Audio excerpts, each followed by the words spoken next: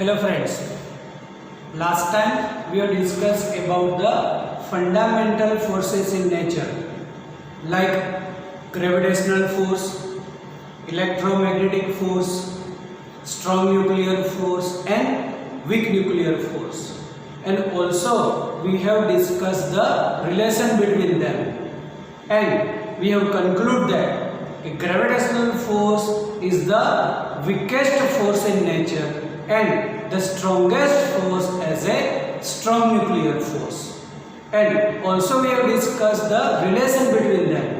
It means कि कौन सा फोर्स जो है वो दूसरे फोर्स से कितना टाइम्स ऐसे स्ट्रोंगर है या कितने टाइम्स ऐसे वीकर है. That also we have discussed in the description of all fundamental forces. Now today we are going to study about the laws of conservation. We can say conservation laws.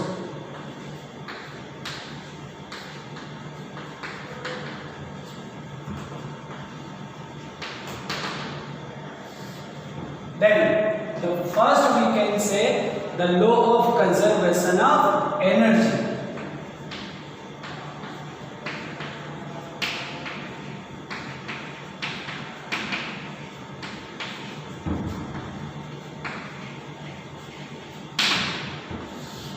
That we all know about the statement of law of conservation of energy.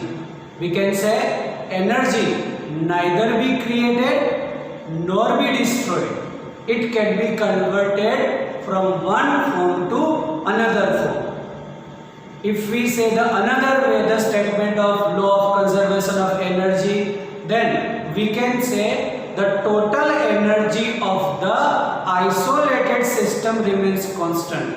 Isolated मतलब जो भी ऐसा हमारा system है वो बाकी जो भी एनवायरनमेंट है उससे पूरा अलग हमने कर दिया है. Separated, isolated means separated. Then we can say the total energy of the isolated system remains constant. So by two way we can give the statement of law of conservation of energy. Now if we take the example of law of conservation of energy, then consider this one is our ground, and any type of particle just allowed to fall from any particular height. Then depending on the height we can say this object possesses some energy called potential energy. मतलब at one particular height it possesses some potential energy which is denoted as U, and allowed to fall freely. That's why its initial velocity is 0. Then its kinetic energy is 0.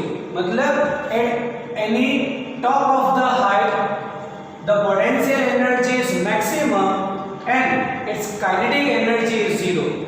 Now when we allow to fall freely, then its height decreases, then potential energy decreases and its velocity increases. Then we can say kinetic energy increases. Then the total energy we can say the sum of kinetic energy and potential energy. As height decreases, potential energy decreases, its velocity increases, kinetic energy increases. तो जितनी potential energy decrease होगी उतनी ही kinetic increase होगी. Then we can say total energy remains constant. Energy neither be created nor be destroyed. It can be converted from one form to another. Here we can say the potential energy of the object is converted into kinetic energy. In opposite way, when we are throwing the object in upward direction, at that time, at bottom, the potential energy is 0. We are throwing at that time, kinetic energy is maximum, and whenever it's gain the height, तो kinetic energy decreases, velocity उसकी decrease होगी, its potential energy increases. तो जो energy एक decrease होगी, दूसरी उतनी ही increase होती है. Total energy remains constant. If we give the second example regarding with the law of conservation of energy, take the example of simple pendulum. Then oscillation of pendulum like this. Just consider the midpoint. From the midpoint, whenever the oscillator moving in any direction, then its potential energy increases, its kinetic energy decreases. When it gain the maximum height, at that time we can say potential energy maximum, kinetic energy zero. That's why it stop for a moment and it's coming in another direction. While moving towards to the midpoint, the velocity increases. We can say kinetic energy increases, तो height decrease होगी, potential energy decreases. Then there is a conversion of kinetic to potential, but total energy remains constant. It is called law of conservation of energy. The second way, we can say law of conservation of linear momentum. The law of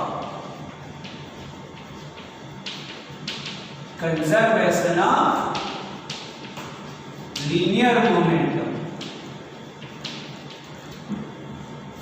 Then regarding with the linear momentum, we can say whenever the external force exerted on the object or system, in absence of external force, the linear momentum of the body remains constant. We can say the statement of conservation of linear momentum, in absence of external force, the linear momentum of the system remains constant. मतलब जब भी कोई external force नहीं लगता है, तब जो momentum है बॉडी का वो ऐसे कांस्टेंट रहेगा. और उसके लिए एक एग्जांपल लेते हैं कि राइफल का, कि for the law of conservation of momentum, just take the example of rifle. Before firing the bullet from the rifle, both are stationary. Both means the rifle is stationary, bullet is also stationary. When we fire the bullet, at that time the bullet is moving in forward direction and the rifle moves backward direction. So initially, before firing, the momentum is zero. The total momentum also zero. Total momentum means the momentum of bullet and momentum of rifle. Both are stationary, that's why total momentum is zero. After firing, bullet moving in forward direction and rifle puts back. It's moving in somewhat, it's moving in opposite direction. Then any direction considered as a positive, then opposite direction considered as negative, then total momentum is zero. So before and after the momentum is same, it's called law of conservation of linear momentum. कि external force ना लगे तो system का linear momentum जो है वो constant रहता है. उसी में एग्जांपल ले सकते हैं हम radio active elements. Radio active elements है वो अपने में से रेडियो एक्टिव पार्टिकल्स निकालते हैं. अभी ये सोचो कि radio active element just immediately it's split into two parts. तो कोई भी ऑब्जेक्ट ऐसे टू पार्ट्स में डिवाइड होगा, तब दोनों जो उसके फ्रेगमेंट्स है वो ऑलवेज ऑपोजिट डायरेक्शन में मूव करेंगे. तो दोनों ऑपोजिट डायरेक्शन में मूव करें और दोनों का मास अगर थोड़ा कम या ज़्यादा है तो रिस्पेक्ट टू देयर वेलोसिटी भी थोड़ी ज़्यादा या कम होगी. मतलब जिसका हायर मास है उसकी वेलोसिटी कम होगी, जिसका लोअर मास है उसकी वेलोसिटी हायर होगी और उसका जो मोमेंटम है वो सेम रहेगा. Because the momentum means mass into velocity. तो उसका मोमेंटम सेम रहेगा.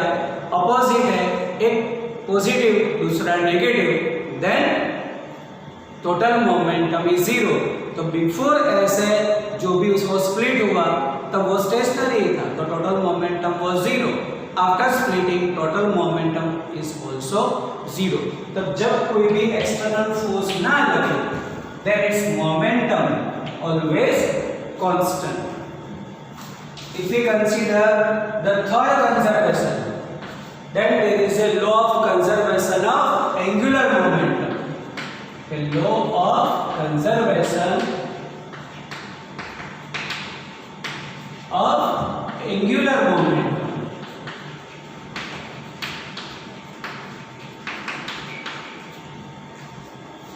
Of angular momentum regarding with the rotational speed. Just take the example of Earth. Earth is revolving around its axis and also performing circular motion, revolving motion around the sun.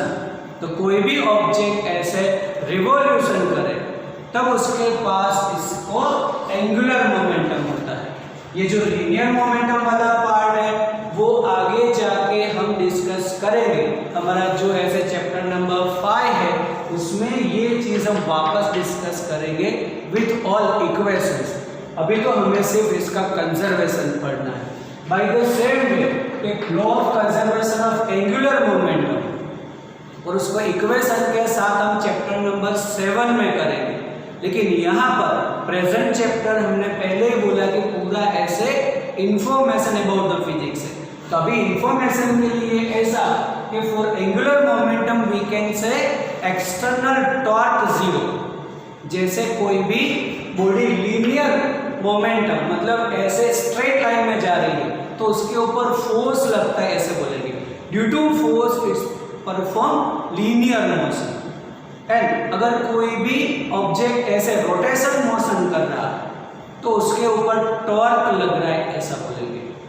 और in absence of torque the total angular momentum of the system remains constant. Once again, in absence of external torque the total angular momentum of the system remains constant. अब उसके लिए बस हमारी अर्थ का ही example लेंगे कि earth is performing circular motion revolution around the sun.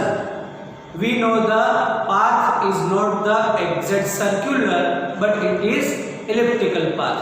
तो अगर हम इसका elliptical path सोचें तो कुछ ऐसा. और सन भी वहां पर उसके एग्जैक्ट सेंटर पर नहीं है. सन थोड़ा ऐसे यहाँ मतलब हम बोलेंगे कि position of the sun is here and earth का रिवॉल्यूशन कुछ इस पाथ पर. तो चलो डायरेक्शन कुछ ऐसे बोलते हैं. तो यहां पर distance between sun and earth consider करो. और जब ये मोशन करके यहां आए तब इसका डिस्टेंस कंसीडर करो. तो यहां पर डिस्टेंस ज्यादा है तो इसका हम बोलेंगे कि उसका as a moment of inertia ज्यादा है तो वहां पर उसकी स्पीड कम होती है. और जैसे यहां पर आएगा तो डिस्टेंस कम हुआ, मोमेंट ऑफ इनर्शिया कम हो गया तो उसका ऐसे स्पीड बढ़ जाएगी. एंगुलर मोमेंटम की equation just consider as a I omega. I is the moment of inertia and this is the angular speed. जैसे हमने बोला कि P is equal to mv mass into velocity. तो यहाँ पर आएगा moment of inertia and angular speed. moment of inertia क्या है, कैसे मिलता है, वो पूरा हम चैप्टर नंबर 7 में करेंगे आगे जाकर. लेकिन ये जो भी इसका सर्कुलर स्पीड है उसकी बोलेंगे एंगुलर स्पीड ओमेगा. तब यहाँ पर ये जो है मोमेंट ऑफ इनर्शिया ज्यादा है तो उसकी स्पीड कम होती है. ये डिस्टेंस पर हम बोलेंगे मोमेंट ऑफ इनर्शिया कम है तो उसकी स्पीड ज्यादा होगी, मल्टीप्लिकेशन सेम रहेगा. That's why we can say in absence of torque जो भी सर्कुलर मोशन करे अर्थ, तो फॉर द सर्कुलर मोशन अर्थ के ऊपर कोई टॉर्क नहीं लगता, एक्सटर्नल कोई टॉर्क नहीं लगाता बाहर से, तब जाके वो सर्कुलर मोशन करे. ऐसा तो है नहीं. इन absence of torque the angular momentum of the system remains constant. By the same way fourth conservation law we can say law of conservation of charge. Law of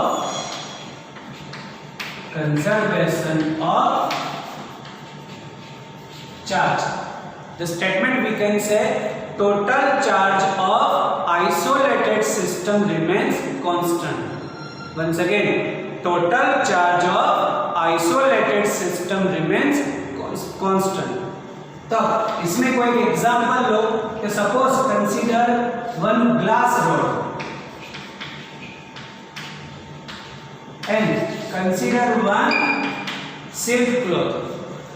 इन दोनों में हमें फ्रिक्शन देना है, मतलब just rub the silk cloth on glass rod. But initially before rubbing both are neutral. Glass rod भी neutral है, silk cloth is also neutral.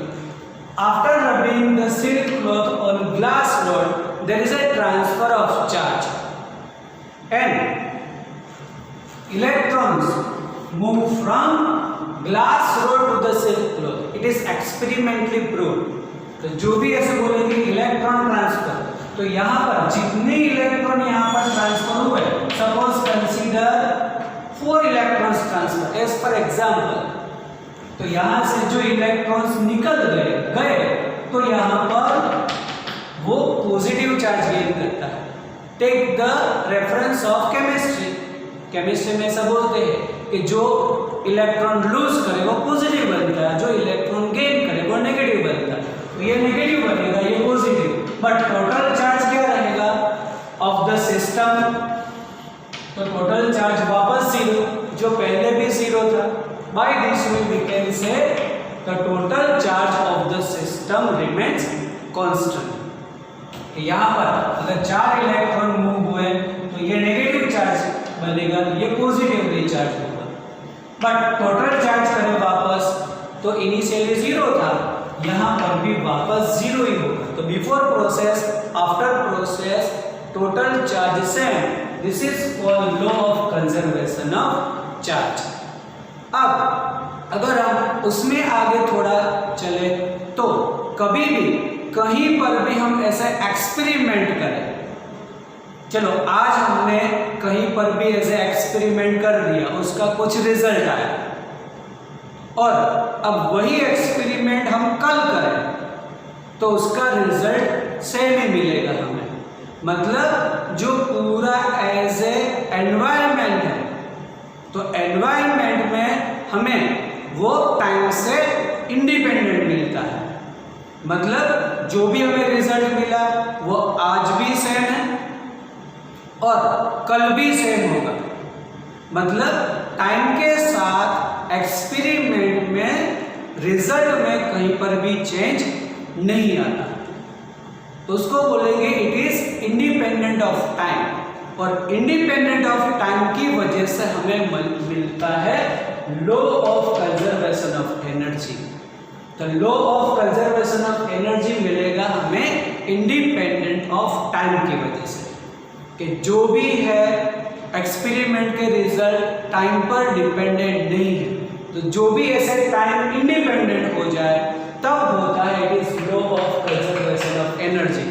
आज ऐसा कोई भी बॉडी को अलाउ करो फ्री फॉल में, कल भी करो, दोनों में रिजल्ट सेम ही आएंगे. हाँ, हाइट फिर सेम रखनी, सभी कंडीशन सेम रखो, सिर्फ 1 डे और 2nd डे दोनों में रिजल्ट सेम होगा. तो इंडिपेंडेंट ऑफ टाइम हो तब बोलेंगे law of conservation of energy.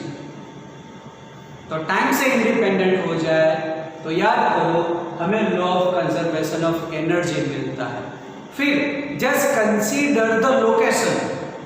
मतलब कोई भी स्पेस, कोई भी एक लोकेशन चूज करो एक्सपेरिमेंट के लिए, और उस लोकेशन पर आज ऐसा एक्सपेरिमेंट करो और फिर वापस एक्सपेरिमेंट करो. तब वो हो जाएगा इंडिपेंडेंट ऑफ लोकेशन. अब इंडिपेंडेंट ऑफ लोकेशन मतलब हम बोलेंगे it is a law of nature, कि नेचर में जो है वो एज ए लोकेशन पर हमारा रिजल्ट जो है वो डिपेंड नहीं करता. तो वो हुआ हमारा स्पेस से रिलेटेड. तो स्पेस में हमें मिलेगा law of conservation of linear momentum. कि whenever the experimental results are independent of space, तब बोलते हैं हम law of conservation of linear momentum हमें मिलेगा कि जो वो लोकेशन पर डिपेंडेंट नहीं है। अब उसी स्पेस में अगर हम सभी डायरेक्शंस के हिसाब से सोचें तो इन ऑल डायरेक्शन मतलब इसको बोलते हैं आइसोट्रोपिक स्पेस। तो अगर आइसोट्रोपिक स्पेस सोचें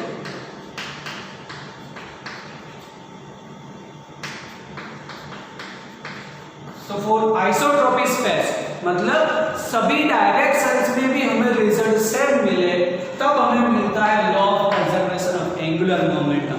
means it is applicable for all type of planet. हमने तो अर्थ का एग्जांपल लिया, अब सभी का एग्जांपल ले लो। Take the example of Jupiter.